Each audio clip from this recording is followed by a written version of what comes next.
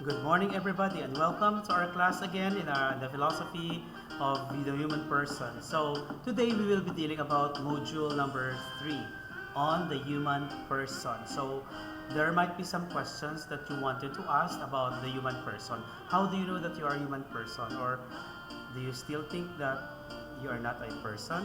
So these are the questions that we might be asking ourselves. So we will be targeting these two important targets. So I hope that at the end of this session, you'll be able to at least recognize our limitations. And of course, number two is to evaluate our own limitations and possibilities for our transcendence. So these are very technical terms, so later we will talk about them deeply. So imagine a life without a thumb. So that's our first activity. Or if you have a partner and that partner has a thumb, complete thumbs, and the other one is thumbless. So how would you try to imagine life to be? So think of activities that you can do even though your thumb is absent. Do you think you can still do things even if your thumb is absent or if you do not have thumb? Or think of activities that you cannot do because your thumb is absent. Okay, so these are the things. So just pause your video and then try to think of activities that you can do even if your thumb is absent, and activities you cannot do because your thumb is absent. So look at the list of things that you can still do without your thumb.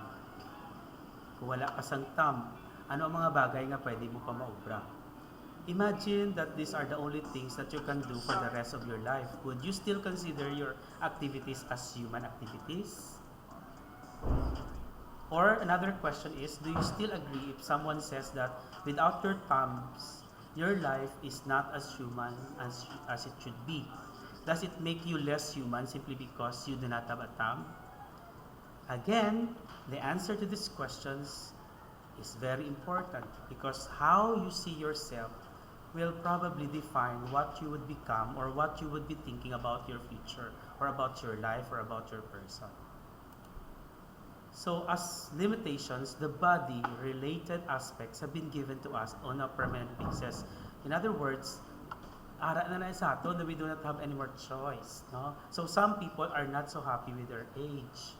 Diba? When you're asked what is your age, parang some of us are not comfortable. Or some of you might be thinking of really changing your sex. You wanted to become a girl or you wanted to become a boy. Or some of you may not really be happy with your familiar relationships.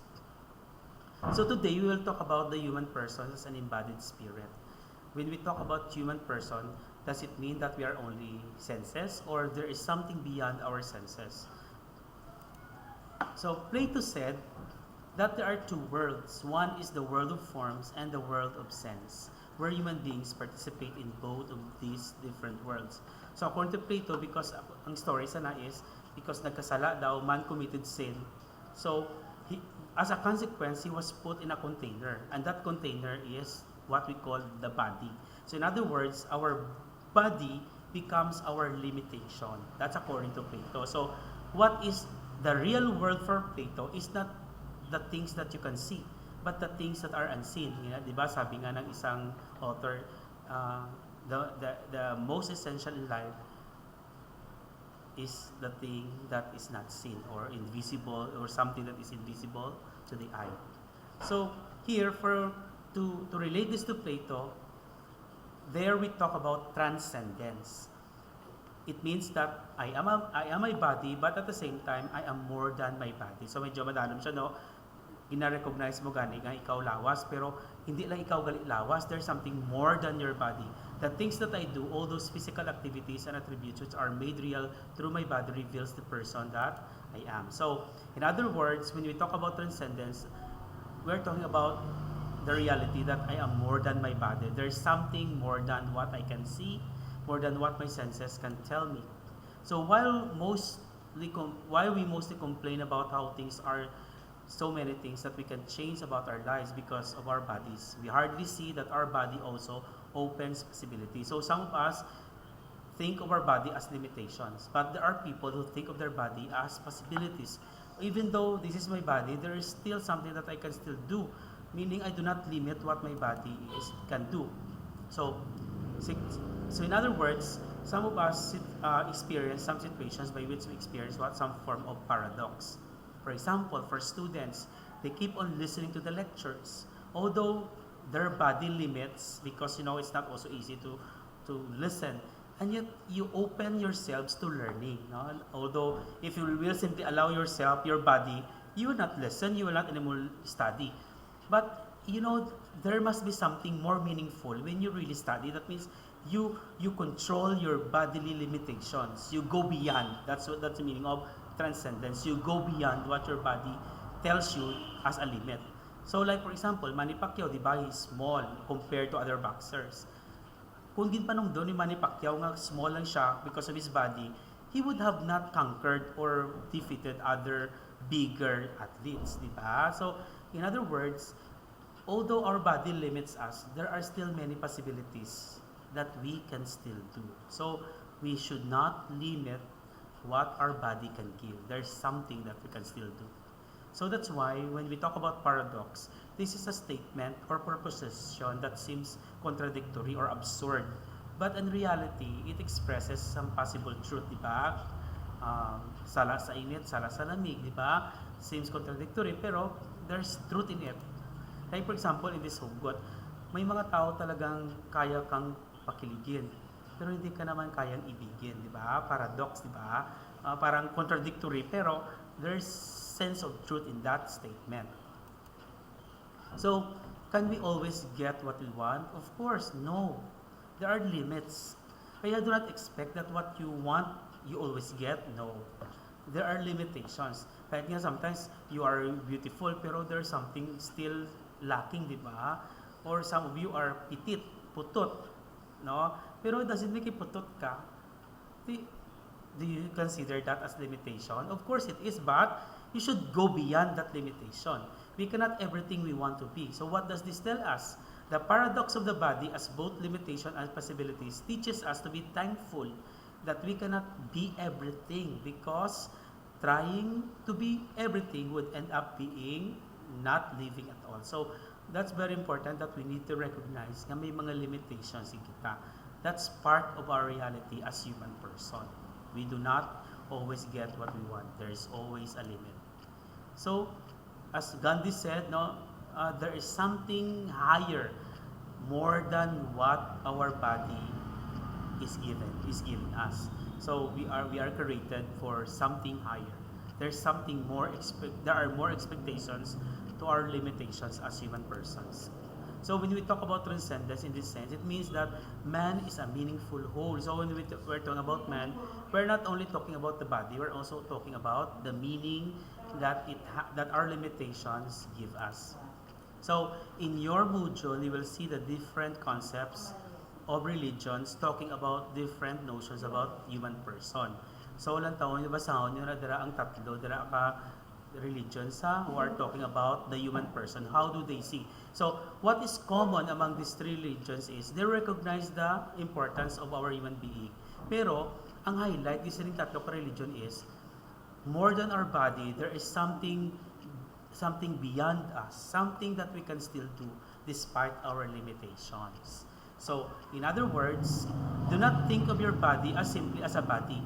Think of it as a possibility that you can still do something more than what your body tells you or what your body can do. So that's why gina-highlight nila ang mga bagay nga hindi natin nakikita. No? Sometimes we are too preoccupied with making our body beautiful, making our body fit. Pero in real life, there's something more than what our body can do. There are invisible things that are so important in our life. Like love. Can you see love? No. Hindi mo makita ang love. Pero love is so essential in our life. Diba? So in your module, you will be asked to do this particular task. So that ato makita sa age nato, may mga bagay nga pwede natin maubra, kag ang mga bagay nga di natin maubra sa sina nga age. So dapat sulatan tayo na dara. Okay. So after na ubra ining tananing ari diri sa columns, then you have to answer all these questions. So dito mga pinapamangkot, what are your strengths, what are your limitations? What are the factors affecting your limitations? No? Ano nagapalimit sa imo life? Pwede mo height, or pwede ang imo family, ang money, o kulang ka mo kwarta. What about your possibilities? Ano ang factors nga nag-affect sa pwede mo pa maubra despite sa imo limitations? Okay, how do you see yourself 5 to 10 years from now? So in other words, your age might be able to limit what you can do, but it doesn't mean that you will just limit it there. May pwede ka pa ubrahon more than what my body can do at this point of time. So that's the meaning of transcendence. So meaning we should not simply limit everything. Amo na malang ambal sa iban, amo na ning kaya ko. Are you sure? There's a possibility that you can still go beyond what your mind tells you. No, nga amo ka na lang na iya, no, hamba ka dabi, amo na ning kaya ko ya. Are you sure? So if you still take the effort and expand yourself, there is still something that your body can do. So do not be too preoccupied by your limitations. Think of your possibilities. Here in this module, you have to put in what are your limitations and what are your plan towards transcendence. For example, butang mo dahil mo limitation. Ang limitation ko for example, amo na ni kaya ko basahon. So ano yung plano para ma-improve mo ina, no? Nga hindi ka na mag-stop dara. That's what we call transcendence. I'm sure if you think of something, expand mo pagidi mo self, there is still something that you can still do. It's just that the problem sometimes is we limit ourselves because sometimes we think that this is the only thing that you can do. In fact, you can still do more than what you think you can do. So that's what we mean by transcendence. It's not limiting yourself. You need to expand because you are born to really find your true purpose and to achieve your optimal, yung tinatawag nating full potential. Ibig sabihin, what you are doing now is not yet your full potential. You need to discover more about yourself. You need to discover what are the things that I can still do so that you will be able to expand, to transcend, not just limit. Okay, and the last essay that you have there is, of course, when we talk about transcendence, we're not only talking about the capabilities that you can do. We need also to exert effort to do some good things, no? Like for example, if you're not being used to being honest, kay na uwili ka lang yung mangupya sa module, amo na yung imo nga strength, no? Feeling mo strength mo na, no? Are you sure that by doing it yourself, you not be able to do it? So if that is your mindset, you are limiting yourself. So you need to go beyond. You need to expand yourself. You need to think of something good. Kaya nga, no? Sabi nila, no, what is essential is invisible to the eye. Dapat you have to think of gratitude, you have to think of justice, honesty. These are invisible realities in life na hindi makita na sang mata, pero essential na sa ating life. So that's the challenge sang transcendence, no, that we can still do these things because our limitation does not mean that's the limit of our world. You can still go beyond that. Okay, so in summary, we talk about the human existence as an embodied existence, meaning we are not just a body. There's a soul, there's a spirit. Okay, our bodies limit us, but as Plato said, we can still transcend, we can still go beyond. So our bodies are not hindrances to our desires and aspirations. Our bodies enable us to create meaning in the world. So in other words, our body is both the source of our limitation and our possibilities. And let me end with this quotation. The body limits us. Unlike the birds that can fly, we have no wings to make us fly. But with our creative minds, we invented jets and planes to make us fly even farther than any bird. So in other words, just be creative. Use your creativity and imagination, and you can go beyond your limitations. So good luck, and I hope that you have learned something today in our module number 3.